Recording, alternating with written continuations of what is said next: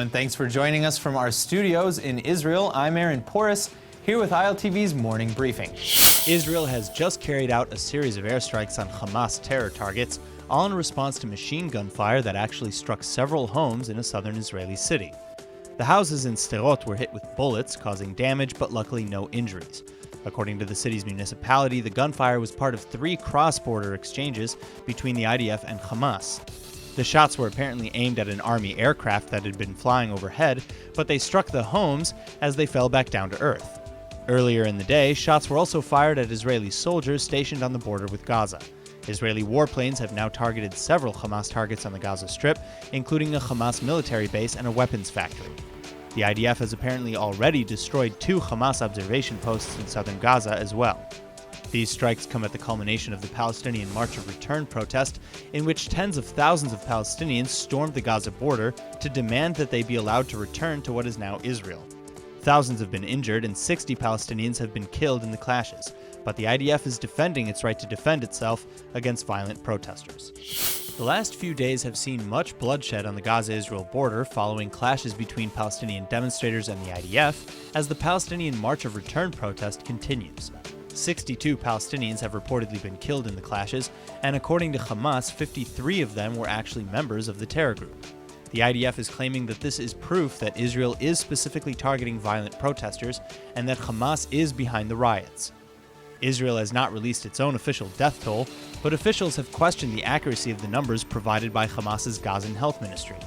That being said, Israel has continued to claim that most of the people killed either belong to Hamas or the Palestinian Islamic Jihad. According to the IDF, among the dead are 8 members of a cell of armed Hamas operatives who were shot down in a gun battle as they sought to breach the Gaza border fence.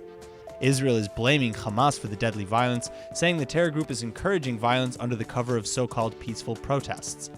For Hamas, the March of Return protest is the culmination of a weeks-long campaign to try and break Israel's blockade in the Gaza Strip. Israel claims the blockade is necessary to prevent the terror group from getting its hands on weaponry and attacking Israelis, though. The international community is accusing Israel of abusing lethal force to deal with the protesters, but Israeli officials say they're doing what they need to do to protect the Israeli people. For now, Hamas says the protest will continue in a weekly format, but that they have now reached a deal with Egypt to stop the riots from escalating.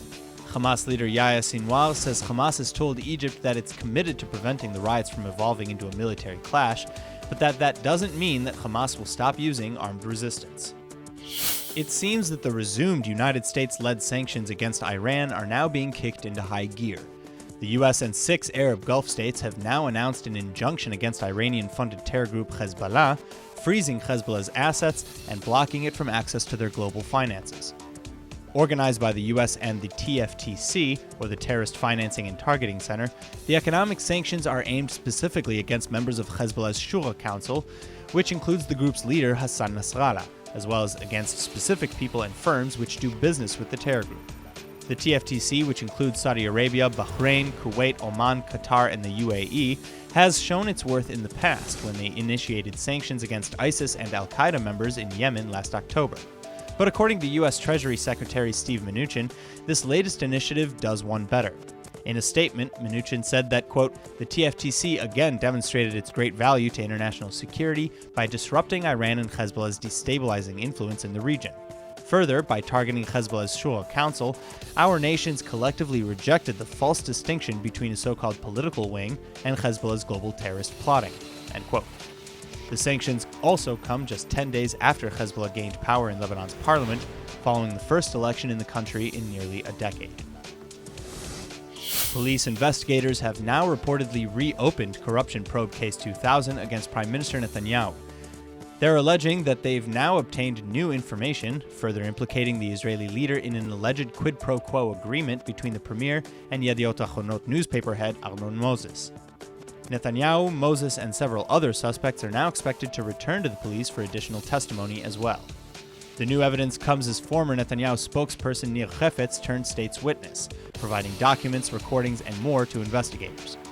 Police continue to insist that they now have enough evidence to indict the prime minister on charges of bribery, fraud, and breach of trust.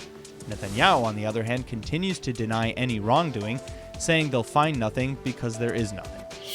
The parents of a Shin Bet informant are now planning to sue the Israeli intelligence agency for mishandling their son prior to his committing suicide. According to the suit, the Shin Bet handler did not properly deal with the victim's deteriorating mental state, despite clear warnings of his intentions for self-harm. In a 50-minute-long recorded phone conversation between the victim and his handler, the informant can be heard talking about how his girlfriend had left him for someone else and how he was slipping into suicidal thoughts. He said, quote, "I really feel like I cannot go on any longer. I'm tired of fighting it," end quote. His handler suggested drinking some water, sleeping, and talking more in the morning, but this did not work. The informant continued that he was going to hang himself or allow himself to be killed by terrorists. The handler urged the informant to get rid of his rope, telling him he wanted him to live. But just 20 minutes after the conversation ended, the 28-year-old informant was found dead, hanging in the bedroom of his Chavat Gilad outpost home. The parent's attorney presented evidence that the Shin Bet was putting too much pressure on the deceased prior to his death, and that his mental state was only exacerbated by the breakup. He wants the handler charged with negligent homicide. The Shin Bet, however, insists that the informant killed himself for personal reasons, and that the lawsuit is an attempt to, quote, harm the Shin Bet and its activities. That's all for now. I'm Aaron Porras, and see you later with our main daily broadcast from Israel at 2 p.m. Eastern Time.